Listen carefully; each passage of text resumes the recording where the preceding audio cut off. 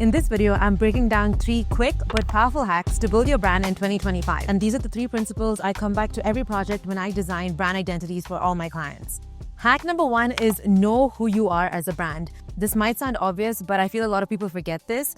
I always talk about the concept of humanizing your brand. It is no point trying to look like another competitor or trying to appeal to other people if you don't know who you are first. And a lot of businesses unfortunately skip this step. And I always talk about humanizing your brand because we as humans need to connect to other humans. And so the most powerful way to brand your business is to identify these 3 things: brand personality, tone of voice, and brand values. And you got to think of your brand like a person. In real life, we're drawn to people who are confident and who know they are. People who don't try to fit in. And the same goes with brands.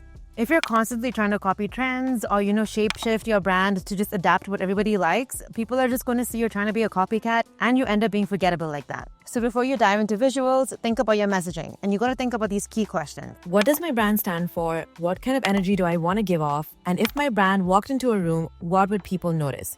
And this is where brand personality and values come in, because are you bold and rebellious, warm and nurturing? Do you care about inclusivity, innovation, tradition? Also, another great way to think about this, and maybe this might be conflicting information than what you see out there, but this is my own intake on how I build brands, is, of course, considering your target audience is important, but I don't think it's as important as understanding your brand.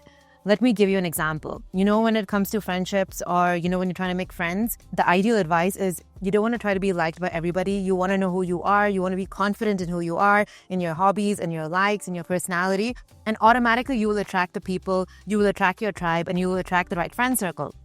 And the same thing that goes in relationships. We don't give advice on people like you should look like this or you should sound like this to attract the right person. You look inwards, you understand what you stand for, you understand what makes you happy or what drives you or what are your passions.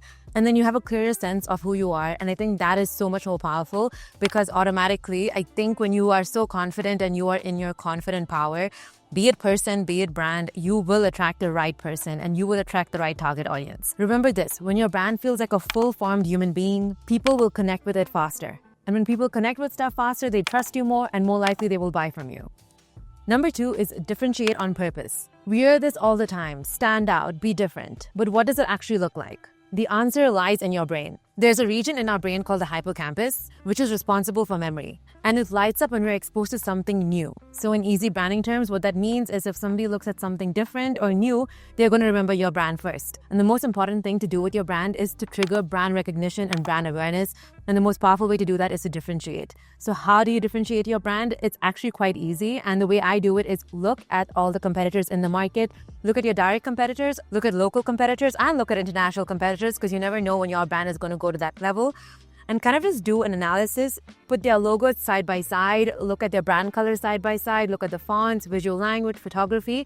And at this point, you're able to detect what has already been done, what is common, and what is something that just feels a bit repetitive. So for example, if you notice a brand is using a lot of sans serif logos or sans serif logo styles, you want to use something that's maybe slab serif or use a serif font. For example, if you notice a lot of competitors are using neutral colors in a sector, you may want to try something that's completely different, like a bright color or maybe darker colors or something that is so different. Because imagine when you enter that market and then you start marketing yourself among these competitors that use the neutral colors, immediately it's going to trigger that memory in your hippocampus, and then they're going to remember you. And so the next time when they're thinking of a brand in that industry, they're going to think of that bright color, or they're going to think of that logo that looks different from everyone else. It's actually the most easiest hack to do this, and not a lot of people tap into it because people are so scared to stand out and differentiate, but it's only when you take a risk that you actually reap the rewards. And number 3, my favorite point, is be consistent. And this is where most people lose momentum. You've defined who you are, you figured how to look different, but if you only show up once in a while, it starts to fall flat.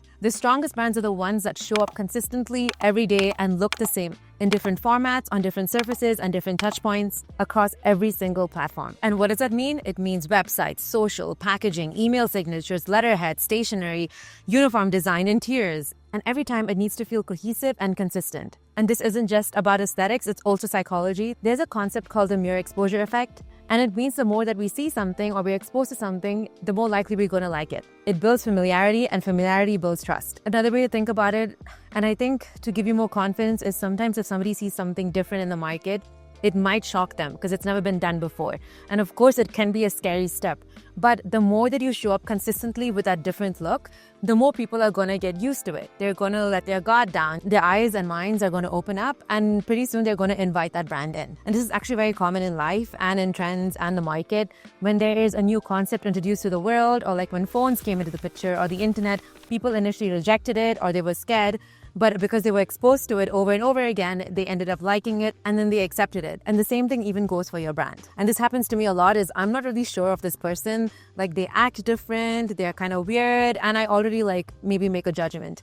But then over time, as I get to know them, as I understand them more, as I talk to them more, I end up liking them more. And this happens every time. And I'm sure this happens to you and it happens to other people as well. I think this also happens when, you go to school or when you make a new friend at high school or college. We're exposed to new people, and because we're exposed to them repeatedly, we tend to like them. So when someone sees your brand show up consistently, not just visually, but tonally and emotionally, they start to believe in it. They associate it with stability, reliability, and value. And that's what trust looks like in 2025. And if you want help building your brand identity in 2025, you can work with me.